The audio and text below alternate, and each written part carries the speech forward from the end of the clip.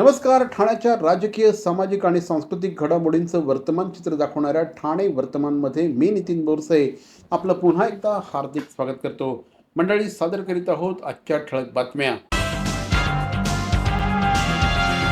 भारतीय स्वातंत्र्याच्या 80व्या वर्धापन दिनानिमित्त ठाणे जिल्हाधिकारी कार्यालयाच्या आवारात मुख्य शासकीय ध्वजारोहण सोहळा उपमुख्यमंत्री तथा पालकमंत्री एकनाथ शिंदे यांच्या उपस्थितीत संपन्न झाला. शेतकरी, युवक, महिला आणि आधुनिक तंत्रज्ञानाच्या बळावर महाराष्ट्र देशाला महासत्ता बनवेल असा विश्वास श्री शिंदे यांनी व्यक्त केला. ठाणे जिल्ह्याच्या विकासासाठी ठाणे अंतर्गत मेट्रो, ठाणे बोरिवली दुहेरी बोगदा, अत्याधुनिक 900 खाटांचं सिव्हिल हॉस्पिटल आणि मलनिस्सारण प्रकल्पांना गती देण्यात येत असल्याचं त्यांनी सांगितलं. नागरिकांच्या सुरक्षेसाठी 6059 AI सक्षम कॅमेरे बसवण्यात येत असून तरुणांनी स्टार्टअप, ग्रीन टेक्नॉलॉजी आणि AI क्षेत्रात योगदान द्यावं असं आवाहन देखील त्यांनी केलं. यावेळेस महावॉकेथॉन, वॉक फॉर वॉटर आणि मृदू व जलसंधारण रील्स स्पर्धेच्या लोगोचं अनावरण करण्यात आलं. उत्कृष्ट अधिकारी, कर्मचारी तसंच गुणवंत विद्यार्थ्यांचा यावेळेस सन्मान करण्यात आला. आपण सगळ्यांनी या भारत मातेची लेकरं आहोत, या काळ्या मातीची लेकरं आहोत आणि म्हणून या आपण सर्वांनीच हे आज घेतलेली शपथ आत्मसात करावी, त्याची अंमलबजावणी करावी अशा प्रकारच्या मी शुभेच्छा देतो. खऱ्या अर्थाने वॉक फॉर वॉटर हे वॉकॅथॉन या स्पर्धाही आहे आणि खऱ्या अर्थाने ही महाराष्ट्र सरकार पाण्याचा एक एक थेंब वाचवण्यासाठी आणि उद्याचं भविष्य सुरक्षित करण्यासाठी अनेक योजना या ठिकाणी आपले विभाग करत आहेत आणि त्यामुळे हे अल निनोसारखे जे काही प्रसंग या ठिकाणी आपल्यासमोर उद्याचं जे काही ग्लोबल वॉर्मिंग, क्लायमेट चेंज या ज्या काही समस्या आहेत, ही संकटं जी आहेत संपूर्ण महाराष्ट्रावर नाही, देशावर नाही, जगभरातल्या लोकांवर आहे आणि त्यासाठी आपणही सज्ज राहिलं पाहिजे. आमदार रवींद्र फाटक यांच्या वाढदिवसानिमित्त नगरसेविका आणि नौपाडा कोपरी प्रभाग समिती अध्यक्षा मिनल संखे यांच्या वतीने दिव्यांग बंधू भगिनींना मोफत धान्य वाटप आणि नेत्र तपासणी शिबिराचं आयोजन करण्यात आलं होतं. यावेळेस आमदार रवींद्र फाटक यांच्या उपस्थितीत केक कापून वाढदिवस साजरा करण्यात आला. तसंच दिव्यांग बंधू भगिनींना मोफत अन्नधान्याचं वाटप करण्यात आलं.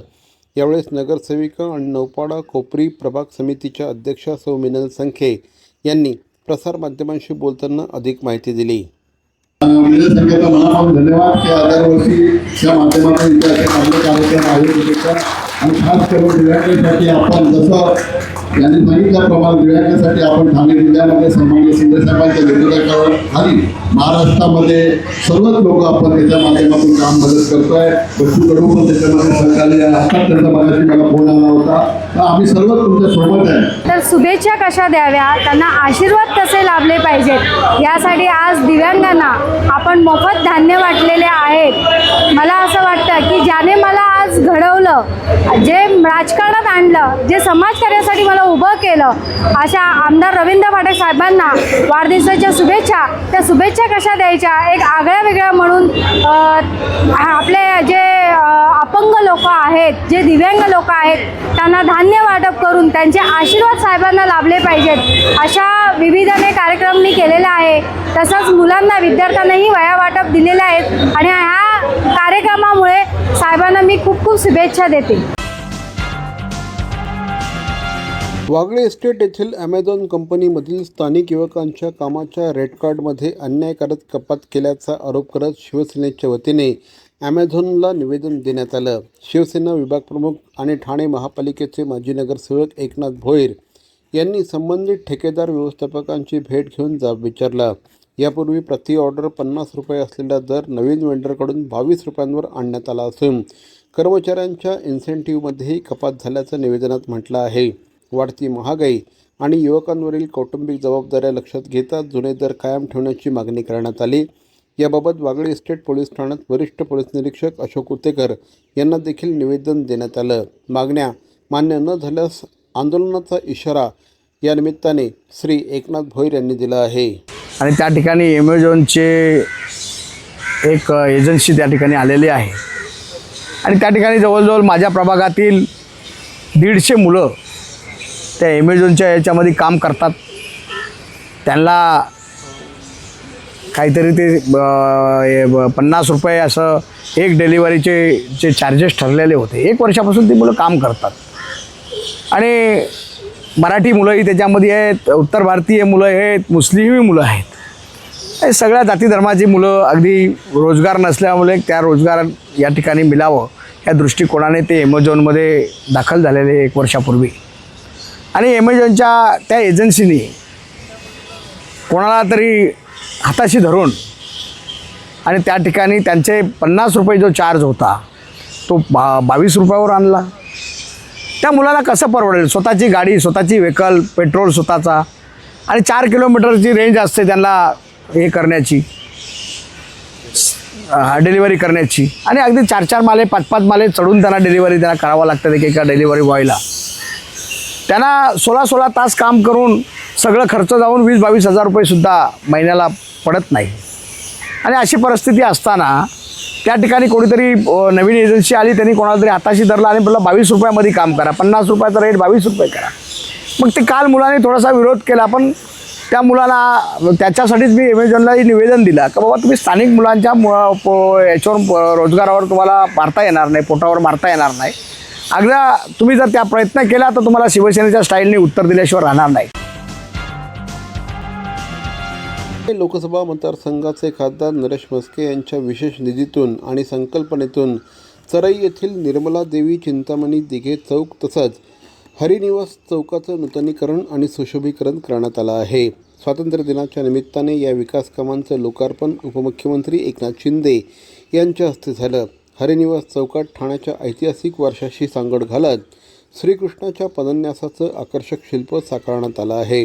हे शिल्पकार रोहन खेडेकर यांनी साकारलं असून निर्मला देवी दिघे चौकात भारतीय शास्त्रीय संगीताचं प्रतीक असलेल्या तानपुराचं भव्य शिल्प उभारण्यात आलं आहे. शिल्पकार दीपक थोपटे यांनी हे साकारलं आहे. यावेळेस महापौर शर्मिला पिंपलोळकर, आमदार रवींद्र फाटक, सभागृह नेते हनुमंत जगदाळे, विरोधी पक्षनेता अशरफ शानू पठाण यांच्यासह पदाधिकारी उपस्थित होते.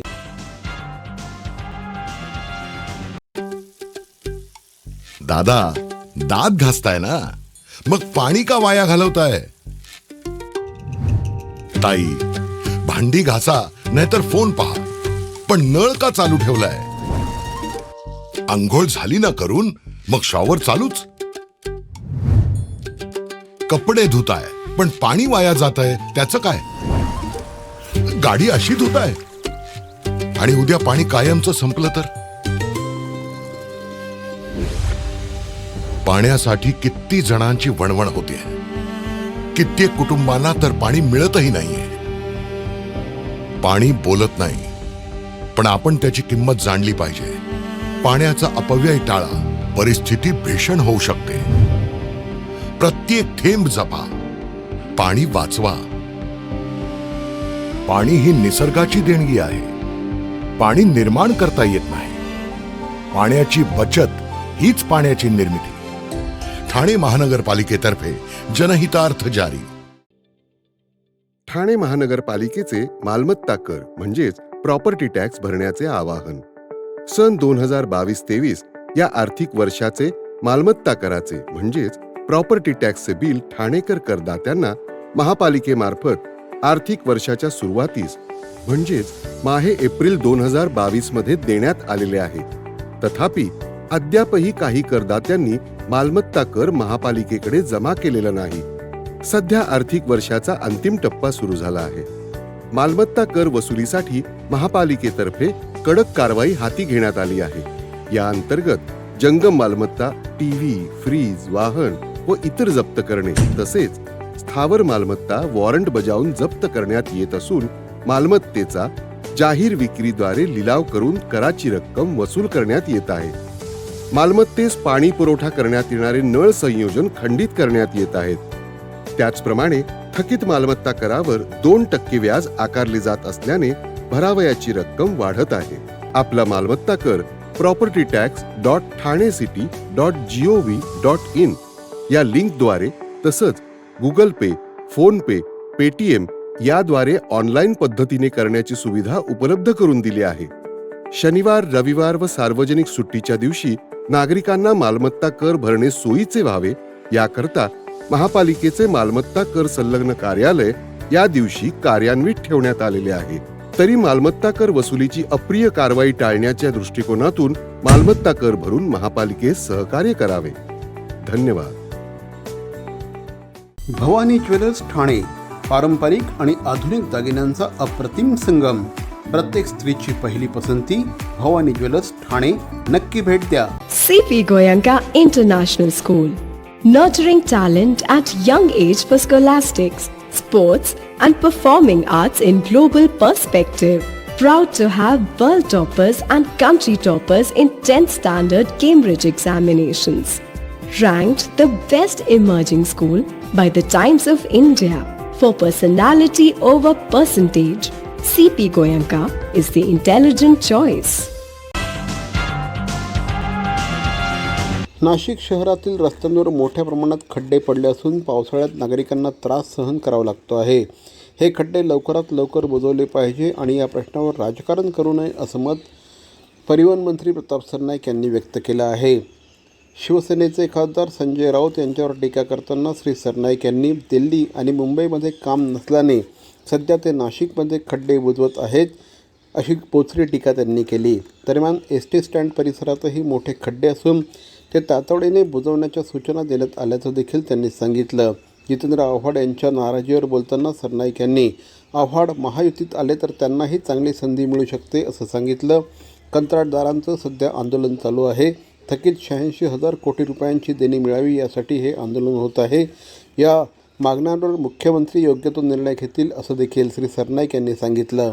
माझा दौरा होता त्यावेळी ज्या ज्या ठिकाणी खड्ड्यांचं साम्राज्य आहे आमच्या ST स्टँडमध्ये तेथील सगळ्या आम्ही DCंना सूचना केलेल्या आहेत की लाखो प्रवासी रोज प्रवास करत असताना जर डेपोमध्ये किंवा ST स्टँडवर खड्ड्याचं जर साम्राज्य असेल तर त्यांना त्या नाराजीला सामोरं जावं लागू नये यासाठी लवकरात लवकर खड्डे बनवण्याच्या सूचना सगळ्या आमच्या परिवहनच्या कर्मचाऱ्यांना आणि अधिकाऱ्यांना केलेल्या. नाही बघा, जितेंद्र आव्हाड एवढे नाराज झाले असतील त्यांच्याकडे मंत्रीपद नाही म्हणून याची मला कल्पना नव्हती, परंतु त्यांनी विचार केला पाहिजे. त्यांनी समजलं पाहिजे की कधी त्यांच्या मित्राला मंत्रीपद मिळालं, कधी ते मंत्री होते. त्यामुळे एवढ्या नाराज होऊन चाललं नाही. ते जर आमच्या पक्षामध्ये आले, महायुतीमध्ये आले तर त्यांचंही भविष्य आम्ही उज्ज्वल करू.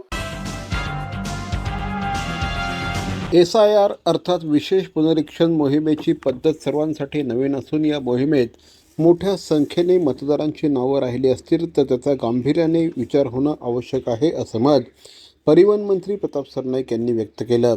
विविध राजकीय पक्षांकडून SIR मुदतवाढ मिळावी यासाठी मागणी केली जात आहे.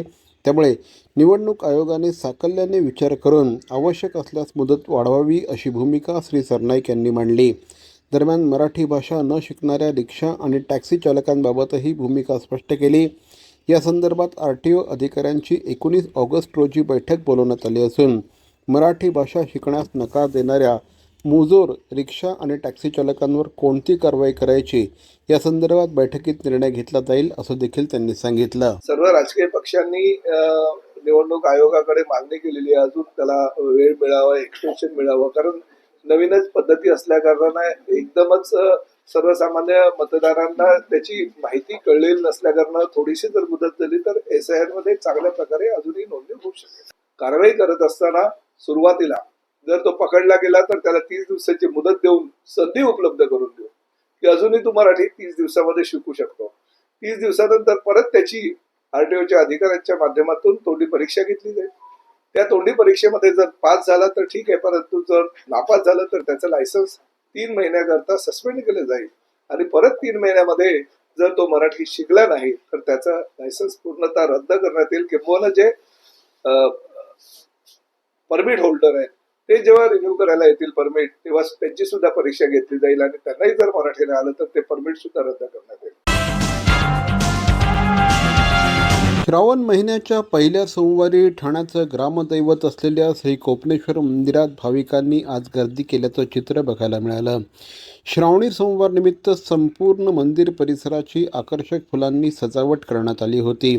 पहाटेपासून ठाणेकर भाविक भक्तांनी कोपनेश्वराच्या दर्शनासाठी रांगा लावल्याचं चित्र बघायला मिळालं. भाविकांची गैरसोय होऊ नये यासाठी मंदिर प्रशासनाच्या वतीने चोख व्यवस्था करण्यात आली. भक्तिमय वातावरणात भाविकांनी भगवान कोपनेश्वराचं दर्शन घेतलं. यावेळी शिवसेना उबाठा पक्षाचे माजी खासदार राजन विचारे, माजी नगरसेवक श्री संजय तरे यांच्यासह अनेक मान्यवरांनी कोपनेश्वराचं दर्शन घेतलं. या पहिला सोमवार आहे आणि या पहिल्या सोमवारी लोक दर्शन करायला या ठिकाणी शिवभक्त येत असतात आणि एकच मागणं आहे की या संबंध महाराष्ट्राला, देशाला चांगलं ह्याचा चांगला विकास हो आणि सर्वांना चांगली बुद्धी दे असं श्री शंकरचरणी प्रार्थना करतो.